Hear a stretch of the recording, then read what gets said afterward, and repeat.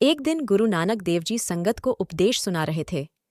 संगत में एक क्षत्रिय बैठा था जो 4 करोड़ रुपये की संपत्ति का मालिक था, लेकिन वह किसी को एक कौड़ी नहीं देता था और न ही कुछ पुण्य करता था। जब उसने गुरुजी के मुख से शब्द सुना तो उसका हृदय कांप गया। उसने गुरुजी के चरण पकड़कर कहा, हे महाराज, आप मुझे भी उपदेश दें ताकि मेरा भी कल्याण हो सके। तब गुरुजी ने कहा, मित्र क्षत्रिय, तुम जैसा ही धनी था, उसने जो कष्ट पाया था वह तुमको सुनाता हूं। उसके पास जो धन था वह उसके ऊपर बैठा रहता था, किसी को पास नहीं आने देता था, न ही किसी को खिलाता और न खुद खाता था। जब अंत समय आया तो प्रभु का हुक्म हुआ, इसे बालों से पकड़कर जमीन पर मारो।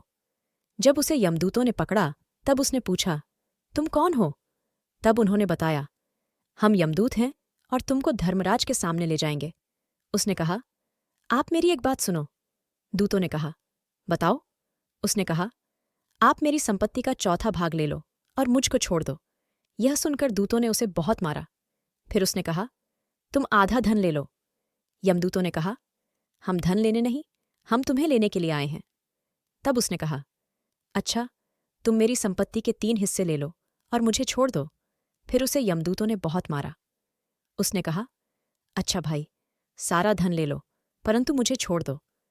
यमदूत बोले, तू पागल है। अगर 3 लोगों की संपत्ति भी मिले तब भी हम स्वीकार नहीं करेंगे, हम तो तुझे ही लेकर जाएंगे। तब उस धनी ने कहा, अच्छा, ईश्वर के लिए मुझे इस धन से 2-4 बातें कर लेने दो। तब यमदूतों ने लक्ष्मी के पास ले जाकर खड़ा कर दिया। उसने दौलत से कहा, हे दौलत, मैंने तुम्हारी बहुत सेवा की है और सबसे अधिक मैंने तुझसे प्यार किया है और दिन रात तेरी ही रक्षा करता रहा हूं। मुझे लगा तुम मेरे अंत समय में काम आएगी, कष्ट में सहायक बनेगी। हे लक्ष्मी, मैंने तुझे तो खाया भी नहीं, अपना आप भूखा रखकर भी मैंने तुझसे प्यार किया है। मैं तुझको सबसे अधिक मानता रहा हूं। अब तो उसी स्थान पर पड़ी है, 2-4 कदम मेरे साथ चल। लक्ष्मी ने कहा, अरे नीच जीव, तुमने मेरे लिए कोई सत्कर्म भी नहीं किया, न तुमने अपने मित्र के भले के लिए मुझे लगाया, न ही गुरु अर्पण किया। कोई भी उपकार का कार्य तूने मेरे लिए नहीं किया, न ही किसी निर्धन को कपड़ा जूता दिया। तूने तो कोई धर्मशाला भी नहीं बनवाई, न कुआं खुदवाया और बहन भाई को देकर सहायता नहीं की। नीच किसी को खिलाना तो एक तरफ, तूने अपने तन के लिए ही मुझे नहीं हिलाया। अरे पापी, अगर तू मुझे भले काम में लगाता तो मैं तुझे बैकुंठ में ले जाती, यहां तुझे अपार सुख मिलता। अरे नीच, जैसे तू मुझे तमाम उम्र धरती पर दबाए बैठा रहा है, वैसे मैं भी तुझे अनंत काल तक नरकों में डाल रखूंगी। इतना कहकर लक्ष्मी अंतर्ध्यान हो गई और यमदूत उसे मारते पीटते धर्मराज के सन्मुख ले गए।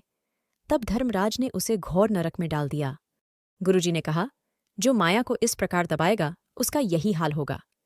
यह सुनकर वह क्षत्रिय भयभीत हो गया और कहने लगा, हे महाराज, अब आप मेरा कल्याण करो। गुरुजी ने कहा, हे मित्र, तू अब एक धर्मशाला बनवा, उसमें संतों की सेवा कर, लंगर लगवा, अतिथि की सेवा कर, ईश्वर स्मरण कर, नाम जपना, कीर्तन करना और धर्म चर्चा प्रतिदिन सुनना, यही अपनी रोज की क्रिया बना, तब तेरा कल्याण होगा। जिसने धन इकट्ठा करके रखा है और कोई पुण्य नहीं किया, उसे लक्ष्मी नरक में डाल देती है। यह मोहनी है, मोह करके पुरुष का घात करती है।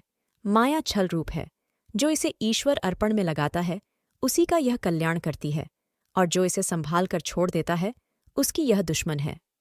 इसका सदुपयोग ईश्वर अर्पण में लगाना है, तब यह परलोक में सुख देती है, नहीं तो यह नरक की टिकट है। सत्संग, साधु संग और पुण्य कर्म करने से यह मित्र बनती है, नहीं तो यह महान दुश्मन है और किसी के साथ नहीं जाती, यहां रहकर ही इस जीव को नरक में पहुंचाती है। अगर वीडियो पसंद आई तो कृपया इसे लाइक, शेयर और सब्सक्राइब करें।